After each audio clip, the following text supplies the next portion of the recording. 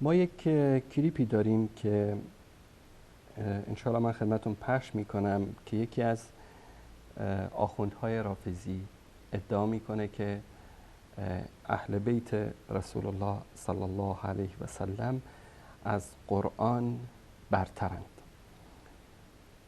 من بارها گفتم در این برنامه، بازم تکرار میکنم که اینها قدم به قدم میخوان که به اصطلاح خشت آجر اسلام رو از بین ببرن و نابود بکنن.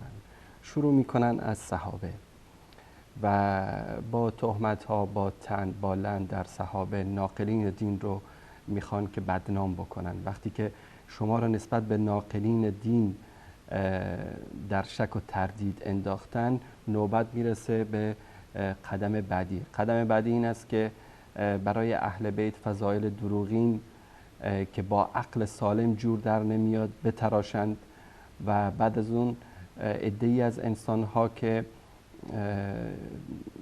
همیشه در مسائل دینی در همه امور زندگیشون بیشتر به عقلشون تکیه میکنن، وقتی این مسائل رو میشنوند که دروغ هست و تلبیس هست نسبت به اهل بیت و نسبت به دین مبین اسلام بدبین میشن.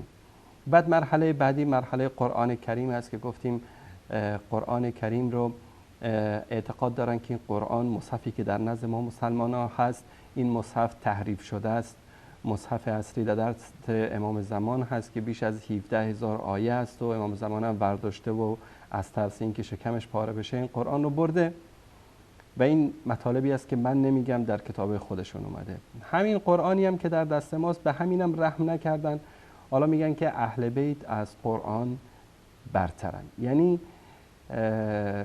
در هفته گذشته من روایتون نشون دادم که ادعا کرده بودن که سیدنا علی رضی الله تعالی عنه یک سری فضائلی داره که حتی رسول الله صلی الله علیه و سلم نداره و اعتقادشون در این که ائمه و سیدنا علی بر پیامبران اولوالعزم برتر هستند، بر هیچ کس پوشیده نیست، نهارن و جهارن این اعتقادشون رو در شبکه هاشون دارن بیان میکنن.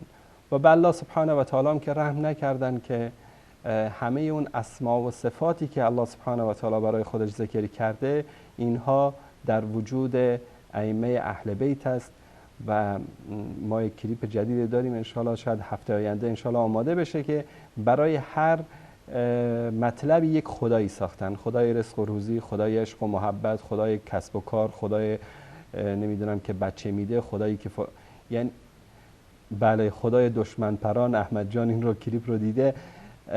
همه این اعمال اینها و روایات اینها و گفتار اینها در راستای این است که حتی الله سبحانه و تعالی را هم یک علیاذ بالله یک موجود بازنشست شده معرفی بکنن که هیچ اختیاری نداره و همه اختیاراتش در دست کی است؟ در دست ائمه اهل بیت است. با هم این کلیپ رو احمد جان از اینجا پخش خواهند کرد و این رو میبینیم تا اوج وقاحت این آخوندها رو. بله. به عبارت دیگه غوث سعود اهل بیت افضلن، به عبارت دیگه قرآن مظهر هو العلیمه یا مظهر متکلم بودن خداست، اما اهل بیت علیهم السلام مظهر همه اسماء و صفات خدا هستند. طبعا کسی که مظهر تمام اسماء و صفات خداست اون مقامش بالاتر است از اون موجودی که مظهر یک یا دو صفت از صفات خداست. بله در قوس نزول عرض کردم در دار دنیا حتی اهل بیت جان خودشون رو فدای قرآن میکنن. اگه قرآن به خطر بیفته اونا در دفاع از قرآن تا کشته بشن هم جلو میرن. این در دار تکلیف در دنیاست. اما در مقام در عالم لاهوت دیگه اینجوری نیست. در عالم لاهوت اهل بیت مظهر تام اسما و صفات خدا هستند، در حالی که قرآن مظهر یک یا دو یا سه نام از نامهای خداست. بله. قرآن کریم، ما مسلمان ها اعتقاد داریم که قرآن کریم کلام ذات اقدس الهی است. شرف کلام الله، مقام کلام الله بالاتر از همه بشر است، چون در شرافت و مکانتی قرار داره که ذات اقدس الهی قرار داره. این کلام الله سبحانه و تعالی است.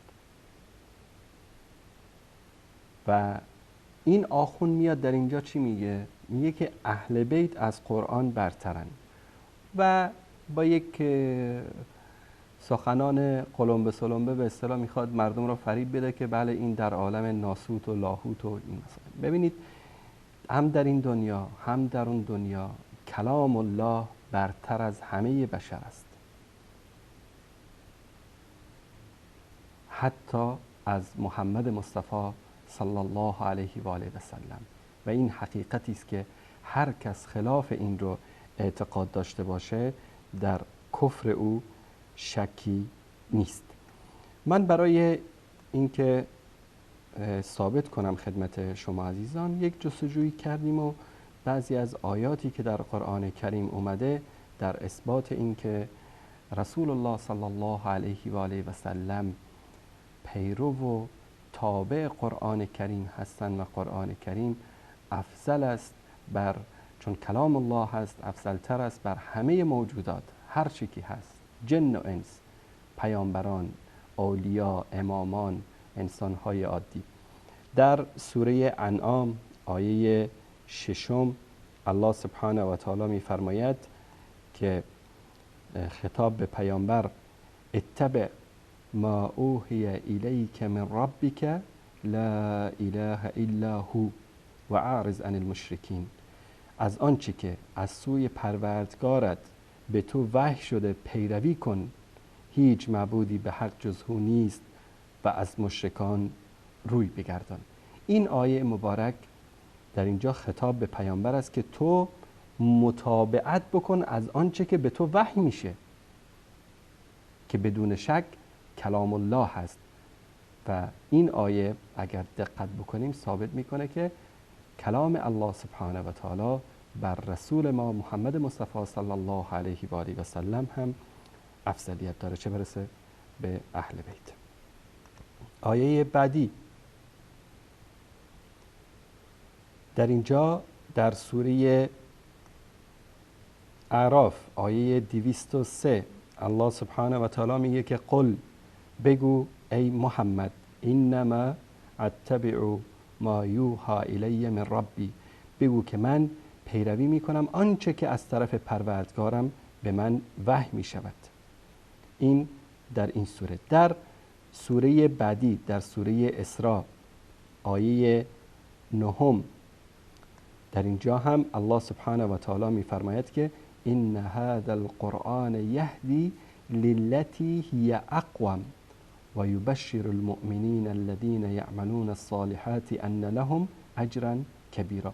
بیشک این قرآن به راهی که استوارترین راه هاست هدایت می کند و به مؤمنانی که کارهای شایسته انجام می دهند بشارت می دهد که برای آنها پاداش بزرگی است. در سوره بعدی در سوره نساء آیه 113